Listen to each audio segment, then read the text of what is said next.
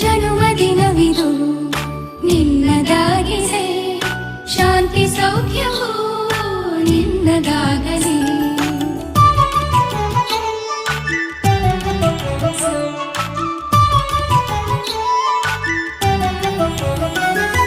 ಪ್ರಾರ್ಥಿಸುವೆವು ನಿನ್ನ ಆಯುಷ್ಯ ಪೂರ್ಣವಾಗಲಿ, ನೂರು ತುಂಬಲಿ.